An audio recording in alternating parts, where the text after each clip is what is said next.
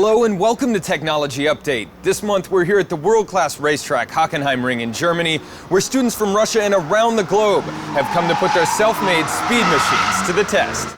Less than 2 weeks before Formula Student Germany kicked off at Hockenheimring, it played host to the country's biggest race, Formula One's German Grand Prix. Tens of thousands of fans packed the grandstands, parking lots, and campgrounds to watch the world's best racers chase the checkered flag. Despite a controversy over the communication between two Ferrari teammates, Spaniard Fernando Alonso claimed the champion's champagne shower. Before its modern-day makeover, Hockenheim has been a hub of German racing since the first track was built there in 1932. Formula One races on the larger 4.5-kilometer loop that passes all the stands. With their fans cleared out, the campground plays temporary home to the Formula student teams. The students race on a smaller specially designed course on the infield. Once the event gets going, they'll house and tune up their cars in the same pits as the burners from big-time circuits. While Formula student organizers set the stage inside on Tuesday, the campgrounds just outside are starting to fill up. But instead of the tailgaters and vacationers cramming in for Formula One, trucks full of tools and stashes of spare parts are pouring in from all over Europe and beyond. And of course, each team's prized possession, their self-engineered race cars, built from the ground up to be the best their university could offer at this year's competition. The team from the Moscow State Technical University MAMI managed to make it to town before many of the German schools, and is quickly working to reconstruct and fine-tune their automobile after its long trek across the continent.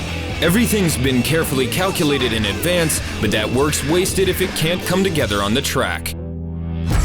So what have the engineers at MAMI changed about their design to improve over last year? The main target has been shedding precious pounds from the car's bulk.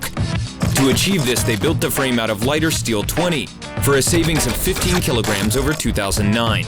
In the engine, they kept the same Honda CBR 600 4FI motorbike 4-cylinder after a switch to a lighter single-cylinder engine failed their cost efficiency evaluations. But they rebuilt their intake and exhaust systems from scratch and incorporated an additional control unit to optimize fuel combustion, giving them a boost from 40 to 75 horsepower. The braking system uses the same pads and cylinders, but switched the discs from Honda to homemade to be more economical.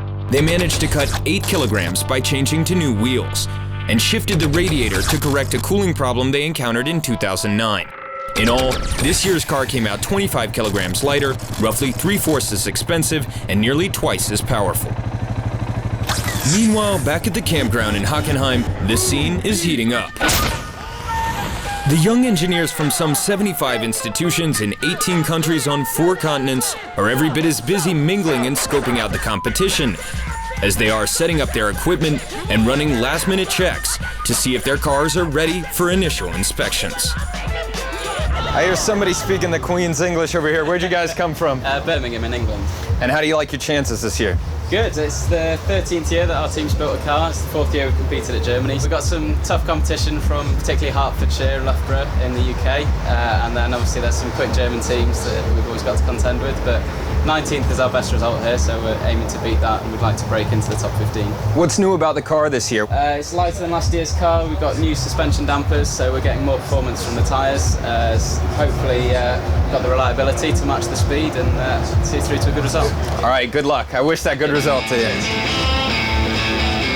The defending champions from Stuttgart are busy tending their sausages. Where's your car? Well, we're still waiting for a car. We've made some testing today. That's why we have to put in car in a truck and still waiting for it. How do you like your chances for another win this year?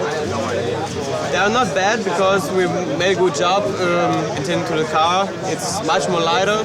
We made a lot of improvements on the engine. The fuel consumption is really good. And the suspension makes the race car better on the track. So we'll see. So you guys came an awful long way. Why did you choose to compete in Formula Student in Germany? Well, as we've seen Formula Student, Formula SAE evolve, we've really seen the German teams and the European teams bring the caliber of the cars up a level. And so that's why we wanted to bring our car to Germany to compete and see how our car compares with their cars. How's this guy going to hold up? What do you think it's going to do? I think it's going to do pretty well. We have a little bit different style than some of the German cars, so it's a different approach. We've taken a single-cylinder KTM engine that we've converted to E85, fuel injected, and then also turbocharged. It makes 82 horsepower and a little over 50 foot-pounds of torque. So, well, awesome, man. Good luck. Make Uncle Sam proud. So you guys made it here from Moscow. How do you feel going into the test tomorrow? We're feeling great, and we're waiting tomorrow test, and now we're doing some final preparation with our car, some electric and sponsor stickers, but of course we're very tired, and our guys now eating German sausages. Well, hopefully they'll get their fill and get a few hours of sleep, but it's not like you guys just started work on this. This is a long time in the making. Yes, of course. It's 3 years experience in the Formula Student Germany, and of course we're doing one car each year, and this car, Iguana Evo 2, is the best yet, best from Russia, and of course is a result of our hard work back in Moscow. That hard work is something Technology Update has been following over the better part of a year. Back in October of 2009, MAMI's team leaders started meetings for engineers interested in the ambitious project. They're a young program with a lot of ideas, and fortunately a few years of collective experience to build on. Still, last fall, those ideas were mostly just food for thought. Within a few weeks, they had special groups for each detail of the new car, and by early November, their head engineer had a concept for their 2010 model. But that was only the beginning, almost 5 months before they sparked their engine for the first time. That point could only be reached through months of projections, calculations, presentations to sponsors, and painstaking assembly. In addition to their academic work, they also had to study up on the rules of the game for Formula Student Germany.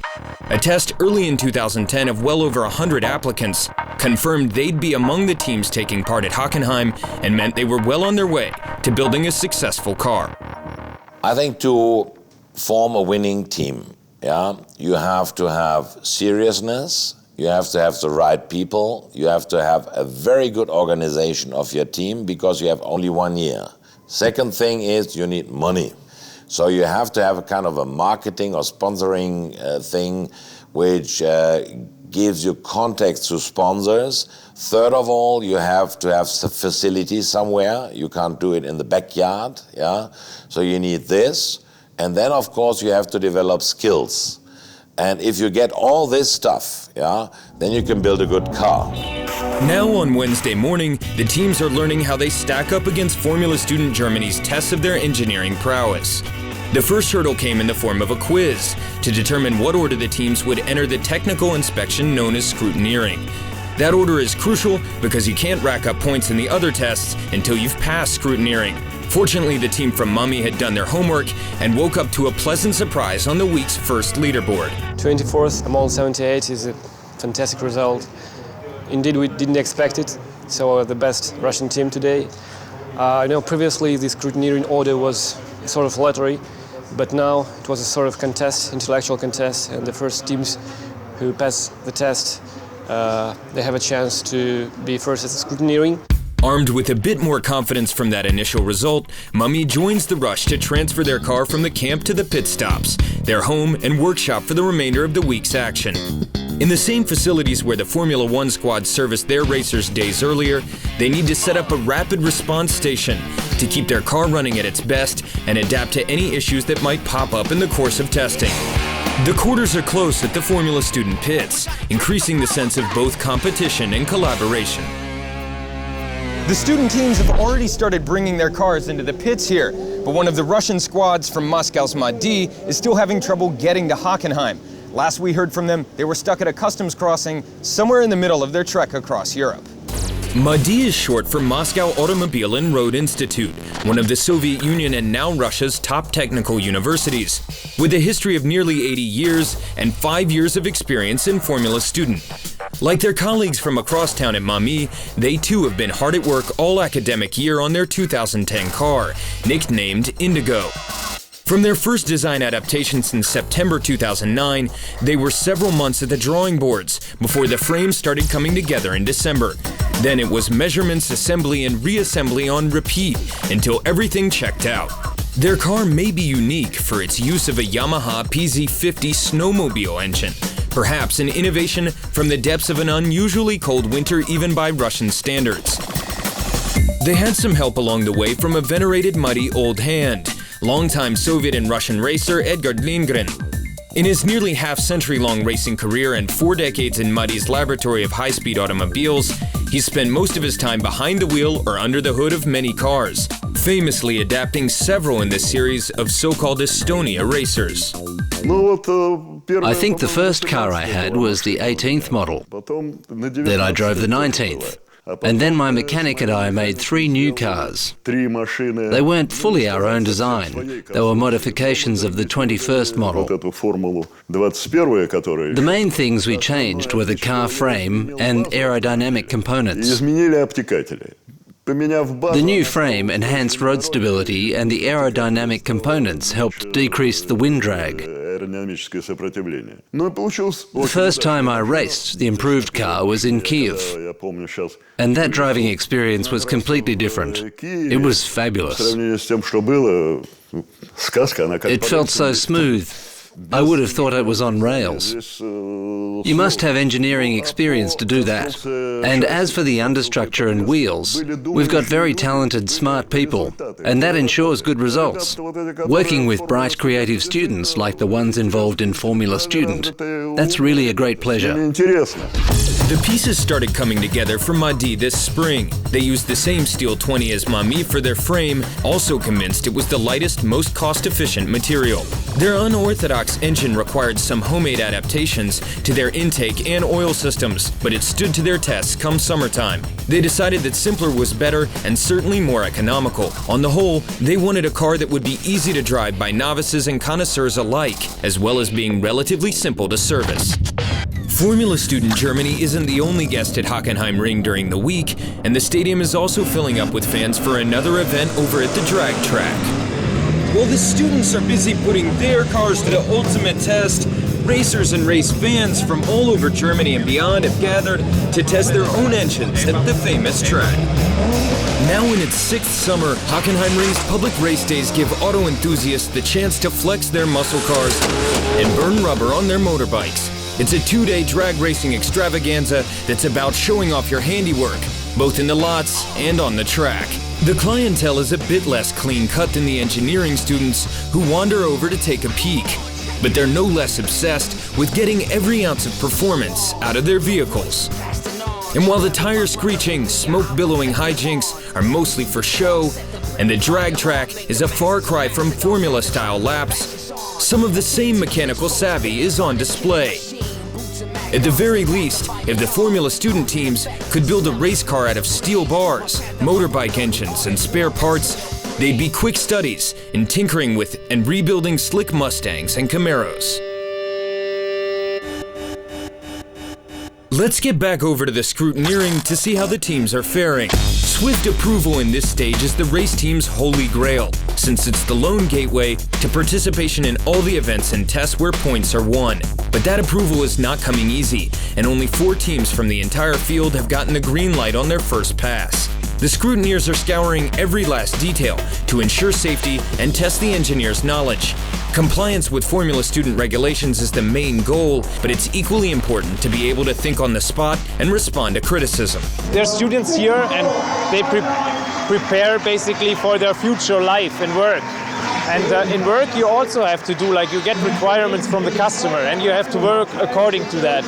So, and that's basically what they learn about it. So they have the rules, they have to stick to it, and they also have to, like, think about the rules, because not everything is written black or white, but some things are logical, and so you have to go this way, and that, I think, is a good preparation for future working life. Scrutineering certainly has many teams scratching their heads for quick solutions, trying to fix problems on the fly in the pits. Moscow's Madi is among those with the long list of issues. So what's the status of your team at this point? We've gone through the technical examinations twice. They discovered several major violations the first time, but we managed to get rid of them over the course of the night. That was yesterday. They had a problem with the cockpit templates we have to use for ensuring that the cockpit opening and the cockpit itself is big enough for every driver. There were some problems with the sidewalls of the cockpit, so they fixed that, and now the templates are fine, and the major problem is resolved. We have identified some remaining minor flaws as a result of the test. They are not hard to fix, but it's difficult in our case as we don't have the required spare parts. We simply won't have enough time to fix them as today is the last day of the technical examination and tomorrow is already race day. Madi's Russian rivals have passed scrutineering and moved on to other events. The team from MAMI seems to have run into some technical issues going into the brake test. Let's see what their problems are. So what's happening, guys? What's the holdup? We went to pass the brake test, but there was a problem with the engine. The starter's isolation case was broken. We borrowed a spare from another team, and we're installing it right now. I hope we can get it running. Actually, the spirit of the Formula student is that they are open to each other, they help each other. Nevertheless, they compete at the track and they're really serious to win. But in the pits, they are very, very helpful. With the friendly offer of the needed part, MAMI still has to scramble to get their car up and running to take their allotted turn in the brake test. Fortunately, they've isolated the problem, and with a couple twists and tweaks right alongside the track, they're ready to ride. So the starter situation is solved, but now the brakes aren't locking all four wheels at once, and the judges can't let this kind of performance skid by. With this issue more complex than the last, MAMI decides to pull their car back to the pit stops to find the right pieces to solve the puzzle. At first, there are more questions than answers. The brakes performed well back in Moscow, and you hate to tear apart the whole car looking for the problem part. Fortunately, some of the Formula student judges are in the pits with useful suggestions. You know, and so what's happening is that all the load is on one diagonal and nothing on the other. Yeah. Okay? So when you brake, the one which has no load is locking automatically because there is no friction, there is no load on there. So it's first a suspension problem before this is a brake problem. It was these types of issues that MAMI worked long and hard back home to foresee. Before packing the car off to Germany, they put it through hours of dynamic testing both at laboratory and racetrack facilities in and around the Russian capital. They tested the engine for overall power, acceleration, and fuel efficiency. They tested the suspension to make sure weight was distributing properly and the car was handling ideally. And of course, they checked their brakes to make sure they responded to reasonable pressure and didn't exceed acceptable temperatures. Fortunately, they also learned how to check for and quickly counteract problems with all of their car's systems, a skill that would come in handy in Hockenheim. After so many tries, MAMI is determined to see the checkered flag before waving the white one. And with even the judges rooting on the enthusiastic Russian students, they've finally locked in. All right, guys, how are you feeling? Tired. We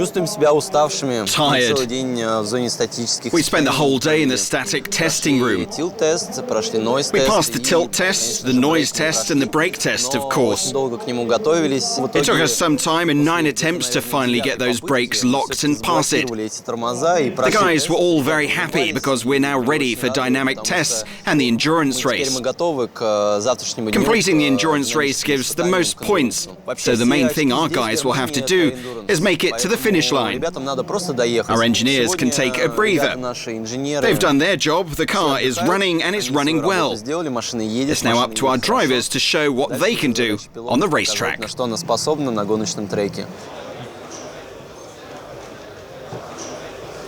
Usually a big-time racetrack like Hockenheim Ring falls silent at night, but in this pit the cars are still coming and going while the other teams sleep. That's because Formula Student Germany has added an electric car competition. So the electrics get first shot at the Formula Student Endurance track, all lit up for the occasion. The venue's noise regulations generally ban late races, but these cars are so quiet nobody's complaining. 16 teams rose to the challenge of producing a car in this inaugural event, including many universities also involved in the combustion competition. Dutch team Eindhoven can celebrate claiming the most points on Saturday's race, but we'll have to wait till Sunday's awards ceremony to see if it's enough for the electric overall crown. To build electric car is a new task for the students because electric mobility will have a certain extent in future. And now we are very happy that we got so many teams. So the student had just 1 year to do this car. So this shows the ability of the students to adapt with new tasks. Sunday marks the culmination of Formula Student Germany, the combustion car endurance race. Despite the late finish from last night's electrics, the fans are already filling in for the early morning start.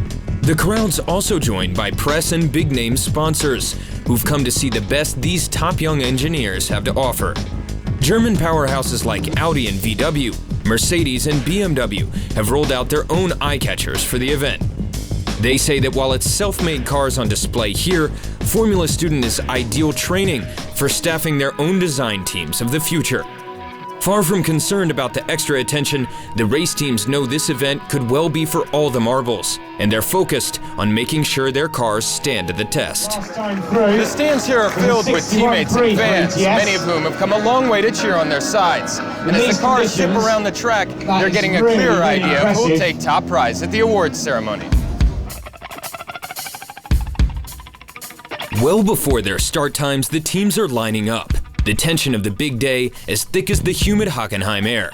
MAMI is out of the box early after several of the cars in front of them in the running order simply couldn't start when their flag went up. Conditions are tough. Judges have decided not to allow the teams to change to rain tires, despite scattered and occasionally strong showers. Still, MAMI is pushing the limits of their traction, determined to be the first Russian team to complete this event. The race runs 28 laps around the course for a total distance of 22 kilometers. Between the points for finishing fastest and for highest fuel efficiency, there are over 400 riding on the endurance competition, nearly half of a winning total. And as MAMI remembers from 2009's heartbreak, where they came up 2 laps short of the finish, there are no points for partial completion. Well, the results are respectable. I would say we're happy with the results because we've made it to the finish line, which many teams did not. Their cars broke down along the way. Our task was to make a durable car and take it to the finish line. And the MAMI car is excellent, yeah? It's very close to cars we have here. From the let's go some bits and pieces and transform into a car to now a really designed, fully designed car. So I think a very good development of the Russian teams. As the day goes on, faster and faster teams are taking the track, but the weather's not necessarily playing along, dumping more obstacles onto the already tricky raceway. Caution flags go up periodically, but many are simply struggling to find traction. Each spin off the course or cone strike from sloppy turning costs the driver and their team a time penalty. Some cars are experiencing more severe damage than the occasional cone though, and it looks like fewer than half of all cars will follow MAMI to the finish line. The real burners secured the later start times thanks to their superior performance on the previous tests and dynamic events, and the top 17 teams all finished the course in under 28 minutes for an average of less than 60 seconds a lap. Dutch team Delft, the University of Michigan, and Italy's Torino took the top 3 spots, ending their hard-working week on a high note. I think what is very important to take home this experience, not to say, hell, we have been in Germany and now we're going off into industry. No, you have to transfer this knowledge to the juniors, to the people coming up.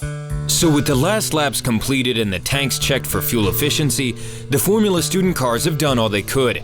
While the teams hustle their vehicles and equipment to trailers and clear out the pits, it's handshakes among teammates and new friends, and rumors about who'll get the most nods from the judges.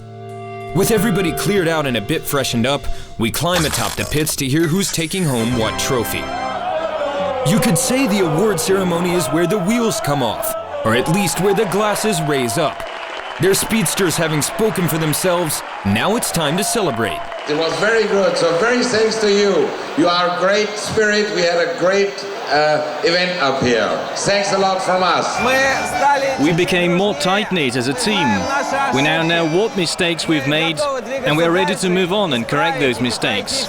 We'll get through every stage of the competition and improve our scores. And next year our team will be stronger, and we'll work on attracting sponsors in order to go even further. We're all engineers here, real engineers, and we're celebrating a victory. It might be a small thing to us, but it's still a victory. The green team from Uni Stuttgart grabbed the electric overall crown, but their classmates couldn't pull off a combustion repeat. Teams from Mumbai and Croatia took prizes for cost analysis. Running Snail from Amberg, Germany scored the most innovative powertrain, and Iranians from Isfahan were named best newcomers. All aspects of design, presentation, and performance are up for consideration. In the end, the team that ran fastest and most fuel efficient racked up the most points from the Technical University of Delft in the Netherlands. I'm really glad, and it's an undescribable feeling. Winning 8 prizes doesn't get any better. Finally, everybody gets a chance to kick back and enjoy their successes, winners or losers. But when they make it back to their hometowns all around the world, it won't be long before they're meeting to design next year's car. That's all from Formula Student. Join us for more next month on Technology Update. And until then, enjoy the ride.